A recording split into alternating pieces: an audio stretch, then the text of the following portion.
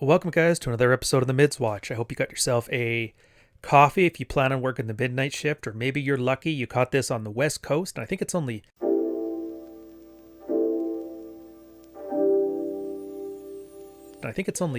9 p.m. for you guys. So you can catch this out while you're finishing off dinner and getting ready for bed for that nice new morning of working out. This one is probably the penultimate post about Rambo, about emotionally driven men, doing air quotes here, and frame, or the lack of frame. You're going to love it.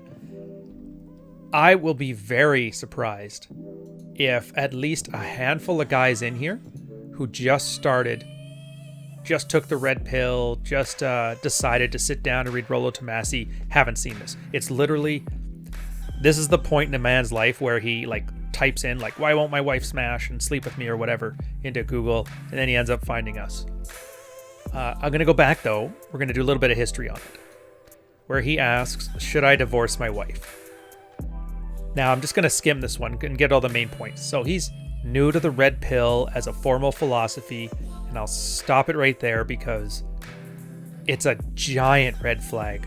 When somebody refers to the red pill, they say a philosophy, an ideology, or some kind of adverb, adjective, descriptive term, as opposed to just saying either a praxeology or just red pill proper. And you're going to see why. The story starts out pretty common. He's 32 years old. He thinks of himself as having a fairly high sexual market value, at least top 50%. He makes six-figure salary in software sales. He used to be alpha, and he slowly became beta. He actually throws out a bunch of PUA terms yeah, I'm naturally cocky funny. I don't seek approval or display much neediness. Put a pin in that, by the way. As I get through his stuff, I want you to remember that. The cocky funny, seeking approval and neediness. Because it's almost the exact opposite of what he described himself as. And I think that's not an accident. He does say he has some work to do. He displays some beta, some blue pill traits. Again, it's negotiated desire, acceptance of frame, displays of impatience and insecurity.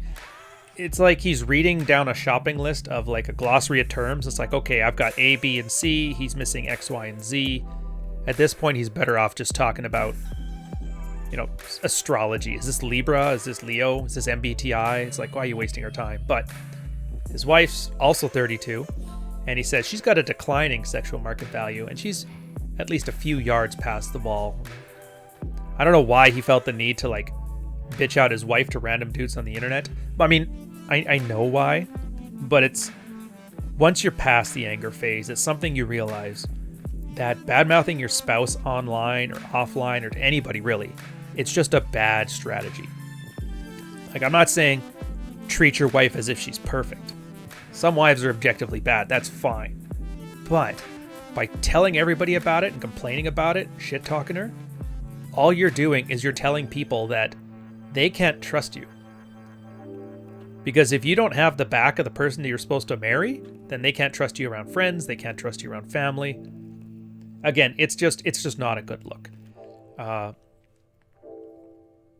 So she's a stay-at-home mom. He works. She's a third-wave feminist who believes the relationship should be egalitarian, which is always funny, by the way, because it's never, we should totally be equal. Well, why don't you get a job? Yeah, not that equal. I got to watch the kids. That is a job. I'm sure it is.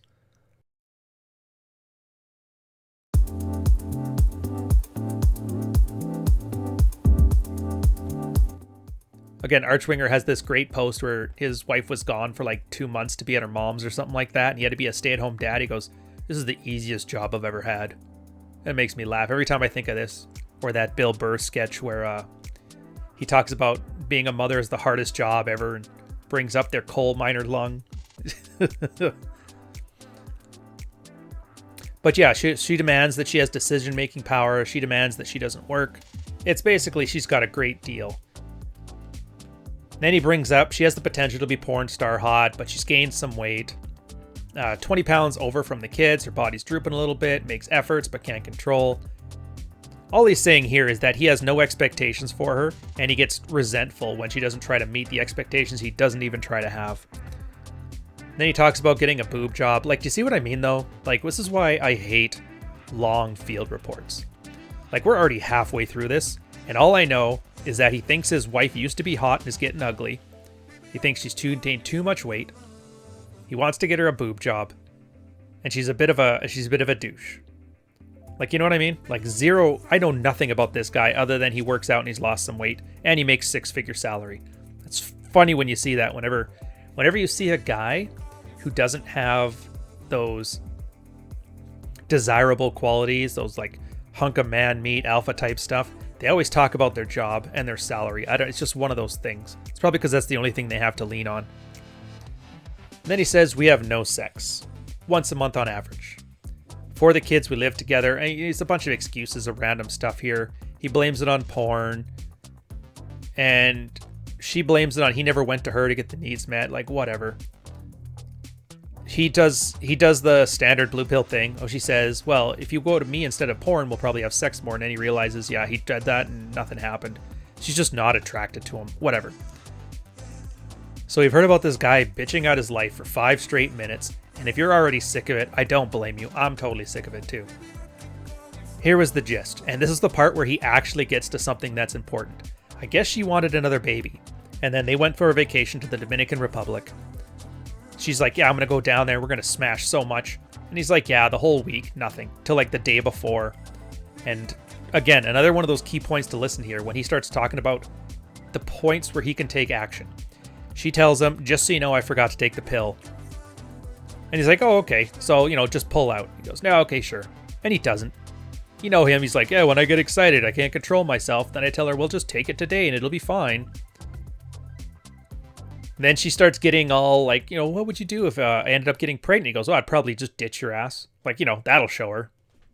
Again, you can just see the desperation and the resentment wafting off of this guy. Like any chance he has to stick it to the libs,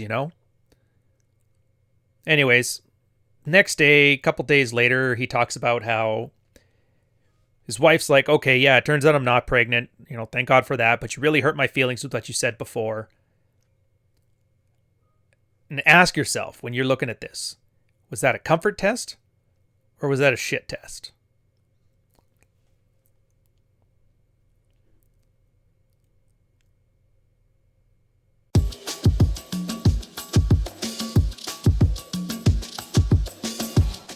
So this guy who's just taken the red pill like a freaking week ago, he decides, all right, I got 3 choices here. Divorce my wife and move on, apply hard dread and tell my wife I'm strongly considering divorcing her, and try to figure out some way to utilize TRP game to change my relationship. Like the entire thing is just purple nonsense. He's literally trying to change her. He didn't even think that changing himself in any way was part of the plan. Which kind of leads me to wonder, I don't know if he's read as much RationalMale as he thought he has. I don't recall the part where he's like, yeah, if you just do these party tricks, she'll jump on you as if the antidote's in your dick, but whatever. So that one was kind of funny. And, you can go through read that. I'm not going to read through it because it's basically just the guy's taking a giant dump on his life. Mostly for being pretty ridiculous. Like, it's very transparent, but that's the background. Now we're in to like the main part here and the value add for you guys. And yes, I know it's bad YouTube practice to wait 8 minutes and 30 seconds before you start delivering the actual content, but whatever. We got some time.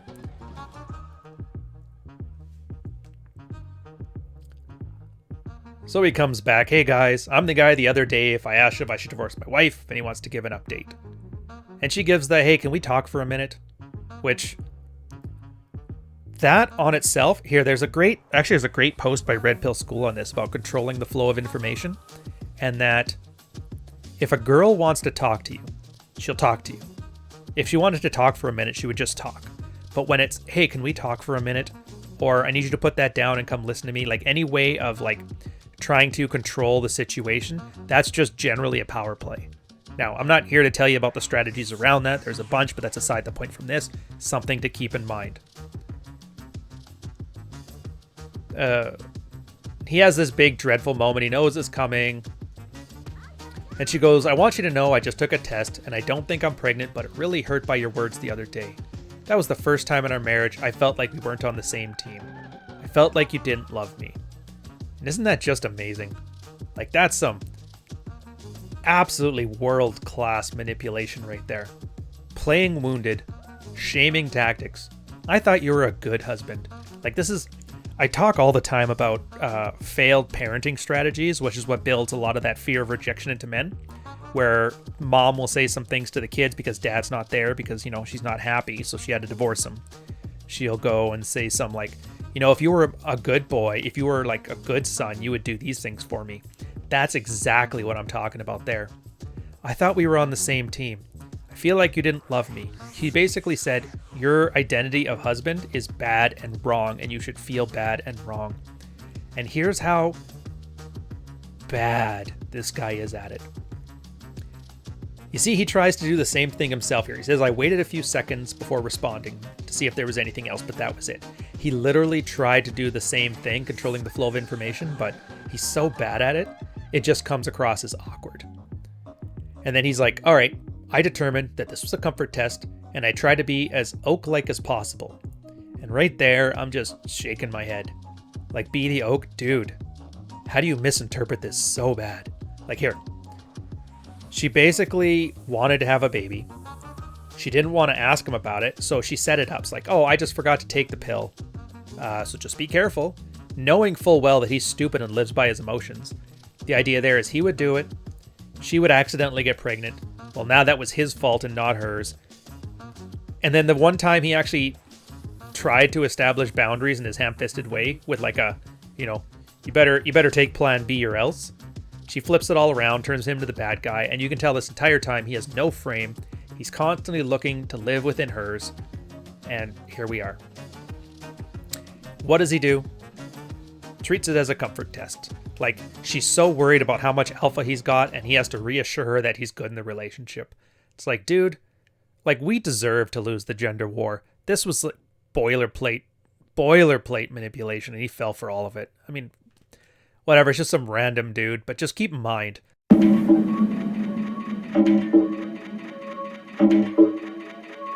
Like, when I talk to a lot of married guys, especially the ones that get mad and tell me about how much they love women and I should love them more, I just keep thinking back to this guy and like, yeah, this is probably the kind of stuff you would fall for too, you kind-hearted sap. Anyways, whatever. He continues on saying, I think I passed the test, not too much talking, provided comfort and assurance, held frame. Like, I think this guy is batting zero for the amount of things he's said about himself and the amount of things he's shown about himself. Like, he's not even zero, like negative 1,000 baseball stats for you there. But yeah, what do you guys think? Our relationship's still weird. She's more polite and nice, but she's keeping her distance, and I'm okay with that. She actually left, was gone for the day, running errands. She didn't come back with any groceries though, so I assume she's either visiting friends or bitching about me or getting cheated on by Chad. Not that I care. Outcome independence for life. Again, sour grapes, and he's trying to act like he's decided because he's too much of an alpha that this is the way he's going to go. What an idiot.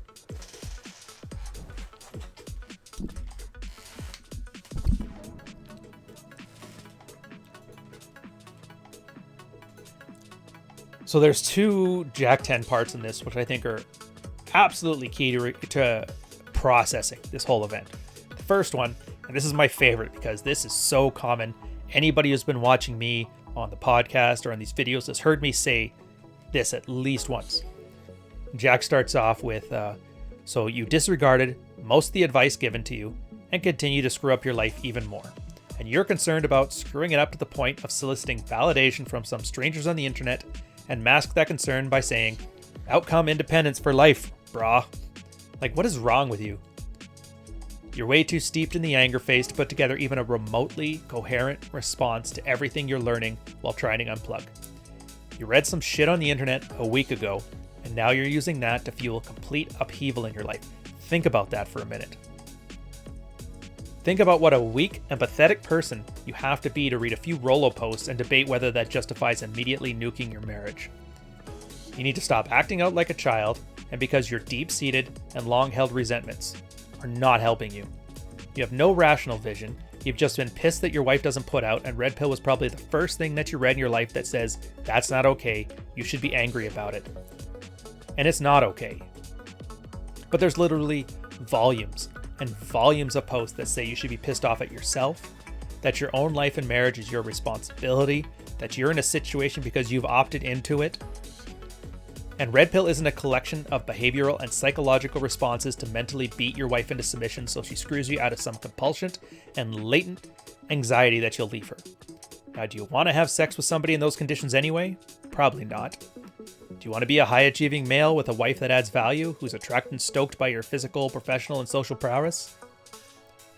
Yeah, and Jack's flat out here. This is the tough love that the guy kind of needs, but he probably didn't hear it because he just left after this. But you need to spend way more time reading, lifting, and lurking to really grasp what's taught here. You can't just freak out at your wife and then run over here to say, hey guys, am I doing alpha right every couple days? That's just stupid. Jason stood off to the side while Matt thanked me for showing Sarah a good time.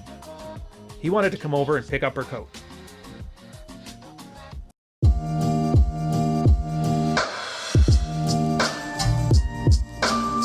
You claim to have a professional career, so I assume you at least have a passing familiarity with obtaining success and achievement.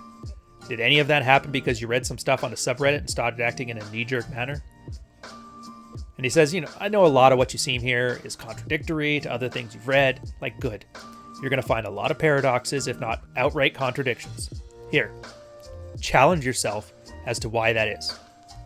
Rollo's not married to your wife, and you're not married to the feminine imperative, so maybe you shouldn't come to just some stupid, simplified conclusions based on some things you read on the internet a week ago. And I love this part because he kind of sums up the meta for everybody here. Like, Red Pill is not intended to be a set of dogmatic principles. That in itself sounds like a contradiction, right? Well, what's AWOLT if not a dogmatic principle? And how is it possible that if all women are like that, we have countless variants of marriage problems here that seem to have all sorts of different contexts? When are those contexts irrelevant and circumstantial, conventional to Red Pill wisdom? When are they applicable? What situations pretty much dictate an expected fundamental human condition and response, and what are more complex and likely to differ for each one? These are good questions, so think about it. Ruminating ideas like these mean you're thinking, and if you're doing enough thinking, then you'll be introspecting, and that's the foundation of any successful Red Pill unplugging transition. Now, he puts it a lot more wordy than me, and this is going to get into a later episode where I talk about the beef we had a couple years back, but I refer to it as OODA loops. Observe, orient, decide, act. Generally speaking, if you're going to have an amount of introspection in your life and some measure of success, you kind of cycle through this process as fast as you possibly can over a long period of time. And then each time you do it, you get slightly better at adapting to the world around you, because that's what this is all about. It's not parlor tricks to get your wife in bed. It's not a way to dominate the feminist and stick it to the libs or any nonsense that any outrage broker's telling you on Twitter. It's about understanding the effect you have on the world through your actions and then changing those to get a better outcome. And that leads to the second part of this, where he actually deals with it as if this is a one-time thing as opposed to the letting him know that he's just being completely ridiculous. So you want to know what you're structurally doing wrong? Here it is. And he brings up that the guy was talking about his nuclear fight with his wife last week, and since then he's taken a deep dive into the Red Pill and the Rational Male. This implies that you didn't start learning about it until about a week ago. And in the span of a week, you've already thought about divorce.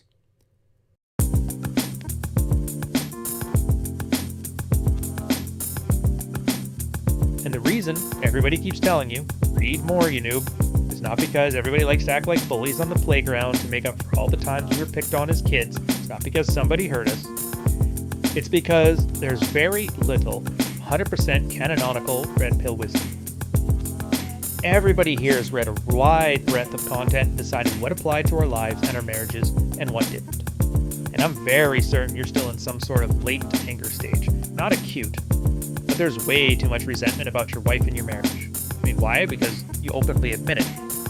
But also you mentioned reading Rollo, which is probably the worst Red Pill content for a newly unplugged guy harboring long, simmering resentment of his wife. Not because anything he says is wrong, but most of his posts are a macro analysis of gender sociology and purely descriptive. It becomes incredibly easy to tunnel vision your wife into fitting every stereotype of the feminine imperative, and for you to project a whole bunch of anger and hatred onto you. And that leads to the title of this video. You're You're not the first guy we've seen here read the Rational Male and immediately conclude that the best option is just to nuke your life and your marriage. We've seen you before, and we'll see you again. I kind of like that, though. Like, God knows, I like Rollo a lot. We're good friends. Been through a lot together, thick and thin. But he's not wrong either in Jack's assessment here. Like, macro analysis, I think, is the best way to describe what Rollo does. He takes evolutionary psychology, pickup, along with his experiences running the liquor industry in Vegas, and he puts them all together into, I guess, a taxonomy of works. I think I used the word right. I don't know. Surely there's somebody pedantic in the chat who can let me know. It's actually not where you're supposed to use taxonomy. It'd be more like a kingdom. Like, thank you, sir. Thank you very much for your fancy words. And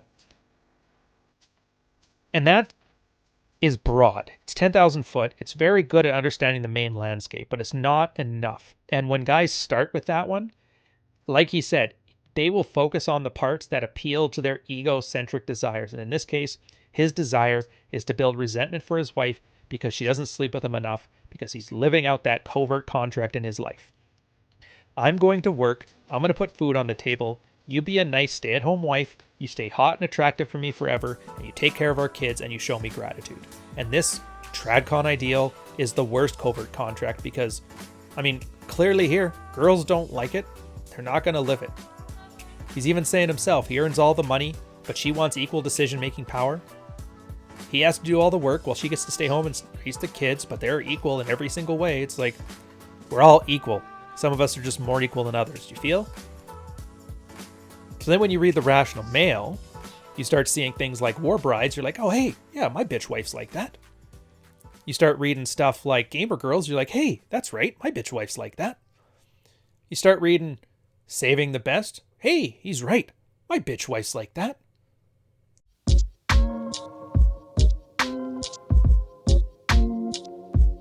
And you get through all these things, except for the safety net. Obviously, and this is why I love, like, Rollo's most popular article is Saving the Best. The story of a guy who found out his frigid wife used to, like, do threesomes with dudes back in college.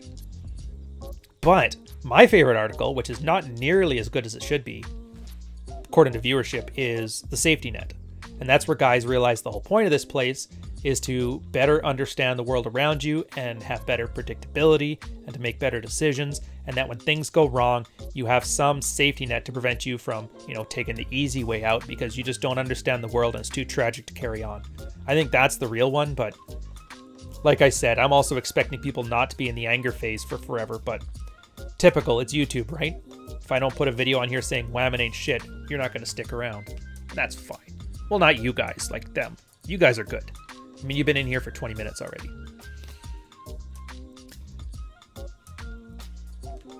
So, he's not the first guy who came in here, read Rational Male, tried to nuke his life. He's not going to be the last. And then he asked, why were you so inclined to jump straight to divorce?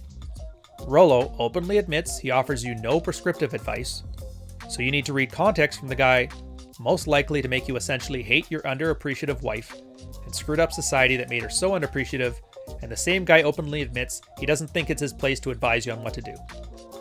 It's just post after post on, I know things are really messed up, but actually they're even more messed up than that, so maybe divorce is the best option, or maybe read some more, get a few different red pill perspectives, because I'm certain that red pill is more than just asking of divorce or not divorce and comfort test or not. And you'll actually start asking questions that people can respond meaningly to, or that you can search for yourself.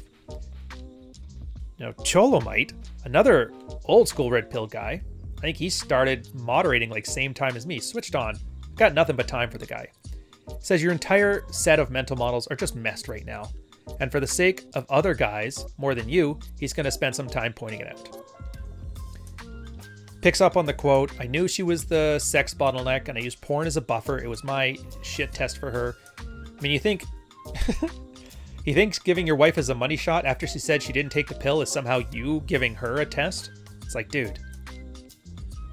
That's also why I don't think he read Rational Male when being in control of the birth control is one of his iron rules. Apparently he must have missed that part.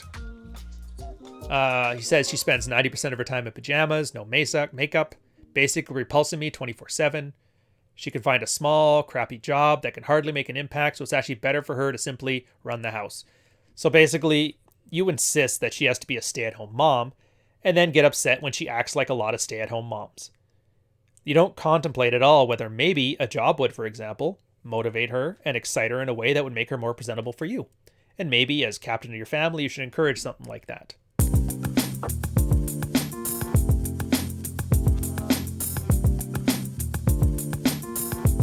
He then goes on with, I'd be gung-ho about dropping dollars for a boob job because I don't really find my wife attractive anymore and I'd love to remedy that.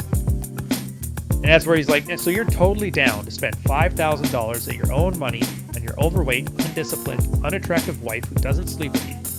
You don't find her attractive and that you're frustrated you don't have sex. And you don't reflect at all on the idea that if you bought your wife a boob job and she still doesn't sleep with you, you'd probably be immensely pissed and feel massively betrayed, which is a grossly obvious example of a covert contract, which is why you shouldn't do that. If you're going to drop several thousand on plastic surgery, shouldn't it be for your own acne scars? Oh, that's right, because his username was Oatmeal Face. Yeah. Zing! Ouch. And then she adds later, that quote where, I just took a test, I don't think I'm pregnant, but I was hurt, and the first time I was on the same team. And he goes, this seems like a pretty clear manifestation of dread, yet, takes the guy's quote, I determined this was a comfort test, tried to be as oak as liked as possible. And he goes, you created some very active dread overtly, and then tried to be the oak. Do you know the difference between dread? Active dread, passive dread, which I guess we'll put a pause on this one. If you guys don't know, dread right now is kind of in a weird space. I'm actually working on it now for my second book, but so dread is the process of detaching from a sexless relationship and putting yourself in a good position to be in a sexually successful one, whether it's with this girl or any girl. It doesn't really matter. She gets first kick at the can, but it's a deliberate set of steps so you don't make the same mistakes twice. I think the most shortest explanation I've had is like female branch swing, if you guys know the MGTOW term, but for men. It's just good because, as guys, we like things to go well, so our branch is an olive branch, In this case, the guy, Blue Pill Professor, originally wrote the book, and he had structured it as like a 12-step help program, but it gets really hand-wavy around step 8, so the more usual way people did it was like active dread and passive dread. Passive dread being all the things to make you more attractive, be in shape, dress nice, and then don't be unattractive, which was active dread, and that's establishing boundaries, actively sleeping around, having displays of higher value, all that stuff. So when you hear active and passive dread, just think of it things that don't matter from the girl's perspective and things that do. It's really crude, and we have a better system, but we'll get to that later.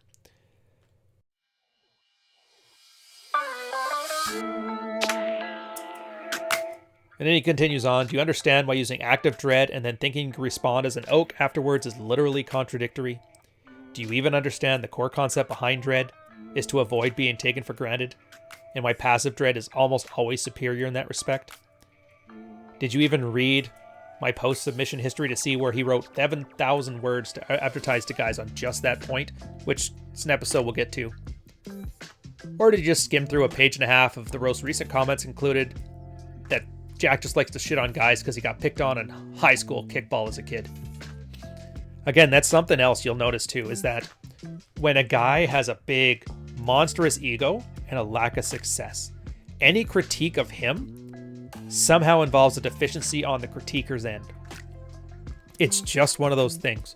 I think it was Last Psychiatrist had a quote that to the narcissist, everything is about them except for blame. And the first thing to do when the narcissist is challenged by a higher power is to quietly seethe and then find some way to out him as a hypocrite. It's very satisfying. So that's always your big tell when you're dealing with a really big insecure prick, is if they start trying to dismiss you as soon as you give very valid critiques. And then he quotes in later, right now he sleeps in the master bedroom, his wife sleeps with the guest bedroom and the dogs. And he goes, look, I don't know what the structural problem is, maybe your wife snores or something, but I guarantee you, every guy here who thinks he's in a satisfying red pill marriage does not have his wife sleep in another room every night. Then he brings up the money stuff, how the guy gave the wife, 50-50 control, which is most likely 100% control. And that he trusts her to manage it. Oh, and something else. He must have changed his post after a while, because he was quoted here saying that out of all of his finances, he leaves himself, or she leaves him, $200 in fun money per month. And he goes, and yet you think I'm completely out of line of describing you as an overgrown man-child. You see nothing wrong with having an allowance?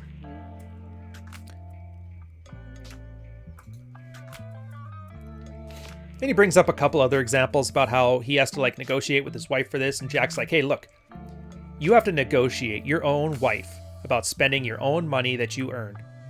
Wow, that fucking whore, right?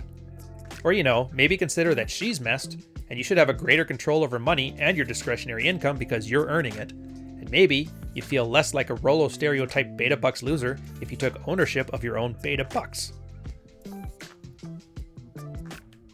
Anyways, so you can't control if your wife sleeps with you, but certainly you can take some steps in your marriage with regard to your own paycheck. Maybe you can come up with a plan and seek advice on how to do that. I mean, then that's it. Divorce would enable far more control over his life. There's little or no other option on how to get financial control over your life except for divorcing her. Can you concede that you at least have this bizarre, messed up, and entirely broken mental model when it comes to your marriage, and that you need to take a step back, as we've repeatedly emphasized, and think? Like, what are the major problems in your life? Sources of resentment, causes of resentment, actions you took to get to that point? What can you take to unwind and get out of those positions? Like, these are all very serious questions, and that you can only start to answer, and it's unlikely any of us can help until you do. And then the way you ask, like, is this a comfort test, is pretty much the literal definition of missing the forest for the trees. So Jack recognizes that everything he wrote is going to be a waste of time, but it's possible that at least one other unplugging guy realizes he's being myopic and short-sighted in a way that this guy, Oatmeal Face, is literally incapable of contemplating. In fact, he's actually running a bet with another Redditor that you're going to spend hours composing an overly defensive response, disregarding all the advice, giving no introspection to the questions, rhetorical or otherwise, that he asked, and will instead quote him paragraph by paragraph, telling him just how wrong he is. Please don't let me down.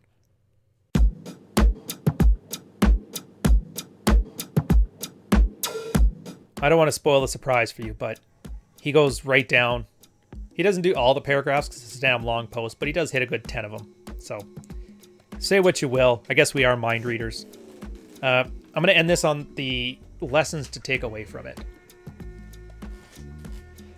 When you first unplug, it's always going to come from a position of anger and resentment, because guys who aren't angry, guys who aren't resentful, are not going to try to find some way to fix their problem.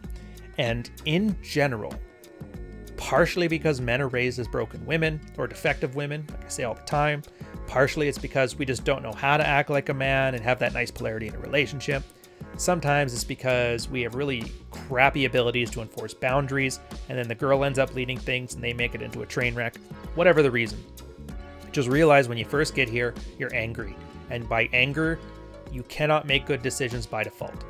In fact, anger only serves one purpose. It allows you to stop bullshitting yourself and actually pay attention, start doing something. And yeah, I know it sounds like really cliched advice, but read and lift. Do that for a couple months. Take some good look at your life, decide what you need to do. And there's, like I said, there's a reason the Married Red Pill has Rolo as the third read and not the first. The first two are Dr. Robert Glover and Manuel Smith with assertiveness training and the removal of nice guy behaviors, which would have helped this guy amazingly more than understanding a holistic approach to the sexual marketplace. I would even argue some of the more advanced stuff, like once he's past the anger phase, like Franco's work and practical female psychology, also super helpful to break this stuff down. But right now, he's just so unattractive, and he self-sabotages so much that understanding why his wife's being a bitch is doing him no favors. It's doing us no favors, other than to look at this guy and laugh at how he's ruining his own life. And if you take nothing else from this, take this. Congruence is important. Couple good examples of that. Think of this post. Wife wanted another baby, so she, wink wink, forgot the birth control. Guy's resentful that she's not sleeping with him. And then what does he do when she pulls up the opportunity for a 9-month to 2-year hiatus? Because most of the time when a girl's not sleeping with you, the baby becomes a buffer. he decides, yeah, I'll give her exactly what she wants because rewarding bad behavior is how I run a marriage. Absolutely ridiculous. And then buying into that idea of equality, he basically hands her his paycheck and she gives him a stipend, gives him an allowance. And then he's wondering why he's so resentful of somebody that he's not only given his sexual freedom to, he's given his financial freedom to, and the freedom of his time. Because money is essentially time. At least to him, he's a salaried worker, right? So every dollar he earns was an hour he wasted. He just gave it to her, hoping that she would hopefully give something back. Which, again, never happens. And I can't blame her. I mean, it worked. She got everything she wanted. Except for, a husband that she was interested in. But whatever. It is what it is. Anyways, I hope you guys enjoyed this one. It's a good read. From my perspective, I look at this why every guy who's full fleshed out anger phase comes into the red pill, and there's a reason why we know exactly what he's going through is because there's stories like this that 90% of guys are going to repeat verbatim, even though they have no idea and they think they're the very first guy who's ever been in a relationship problem. Then the other part of it is most guys don't want to help. They just want to feel better about it. And in this case, I mean, this was the last thing the guy put out. No idea. Could have jumped off a cliff for all I know. Chances are he cried, apologized. She eventually got pregnant and he has a third kid and he's sitting there in his life of quiet desperation. So, meh. It is what it is. Either way, I hope better for you guys. I hope you learned something from this. I will catch you on the next one. Take care.